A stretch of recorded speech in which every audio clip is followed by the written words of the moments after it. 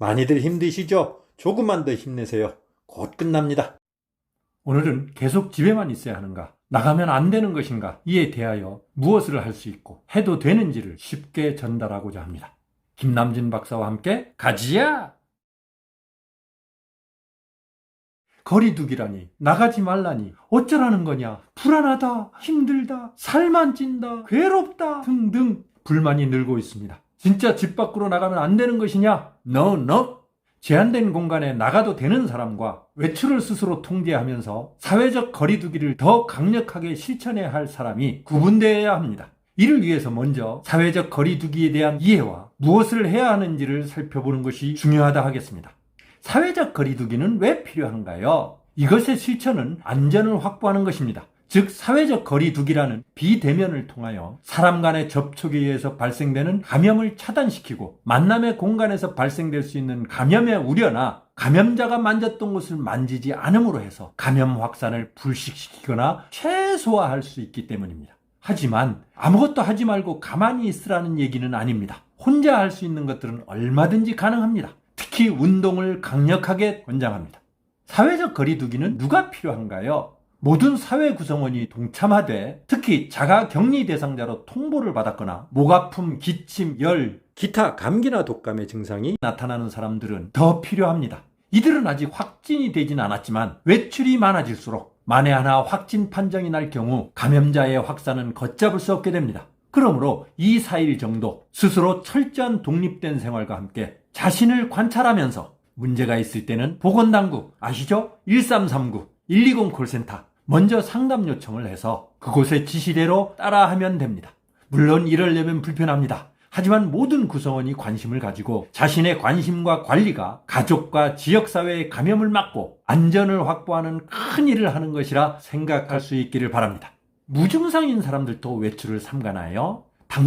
당분간만이라도 공식적인 만남을 위한 외출은 삼가하시는 게 좋습니다. 만남이나 모임 자체를 뒤로 밀어주시라는 얘기입니다. 사람이 많이 모이는 곳이나 밀폐된 장소에서 감염 우려가 높기 때문입니다. 그러나 집콕 방콕만 있으라는 것은 아닙니다. 혼자 나가시라 권하고 싶습니다. 무슨 말이냐? 면역력이 높다고 감염에 노출이 안 되는 것은 아닙니다. 하지만 면역력이 저하되면 노출 위험이 더 커집니다. 게다가 면역체계가 잘 갖춰져 있으면 만에 하나 감염이 되더라도 쉽게 회복될 수 있는 것으로 알려져 있습니다. 그러므로 면역력과 체력의 감소를 막기 위해서라도 잘 먹는 것과 함께 운동을 적극 권장합니다.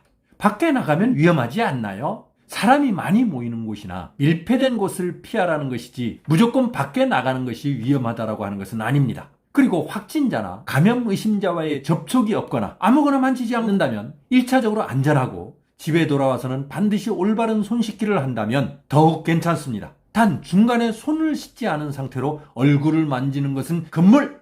나가서 무얼 하나요? 아까도 강조했듯이 운동을 하시라. 헬스장, 즉 피트니스 센터가 아닌 야외 운동을 여기서 20대나 30대, 40대는 조깅을 하고 50대 이상은 걷기를 적극 추천합니다. 부모님들께 적극적으로 알려주세요.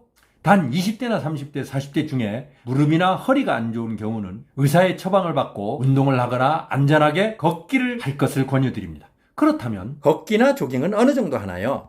걷기는 1분당 120보 이상 저중강도로 30에서 1시간을 하되 인적이 드문 곳, 즉 동네 산이나 학교 운동장, 공원, 집 주변 등을 이용하면 됩니다. 그리고 조깅은 마라톤 선수가 되고자 하지 않는다면 무리하지 않고 가볍게 땀이 조금 날 정도로 역시 30에서 1시간가량을 걷기 하는 장소 중에서 평지를 택하여 실천하기 바랍니다. 이때 마스크를 착용하지 않아도 됩니다. 하지만 불안하거나 미세먼지가 높은 날은 착용하시는 게 좋습니다. 실내에서 하면 안 되나요? 당연히 됩니다. 그렇지만 헬스클럽, 즉 피트니스 센터에서는 사람들이 많거나 숨을 가쁘게 내쉬고 운동기구들을 만져야 하므로 지금과 같은 상황에서는 비추입니다. 대신 집에서 근육운동을 중심으로 한 홈트레이닝을 추천합니다. 집에서 하라는 근육운동은 무엇인가요? 스쿼트나 런지를 중심으로 하는 것입니다. 이것은 면역력을 높인다기보다 체력을 향상시키는 것으로 코로나19 사태가 끝나고 나서도 나이가 들수록 인체의 중심부를 키워줄 수 있는 아주 중요한 운동입니다. 빈도는 1회에 10개씩 3세트에서 5세트 정도, 총 30에서 50개 정도로 시작하는 것이 좋습니다.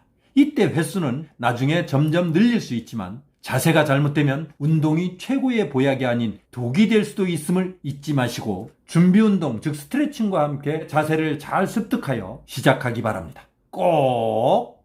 운동은 일주일에 몇 번 하는 것이 좋은가요? 걷기나 조깅 같은 유산소 운동은 최소 3, 4일에서 6일 정도 하시고 일주일에 하루 정도는 몸에게 휴식을 주는 것이 필요합니다.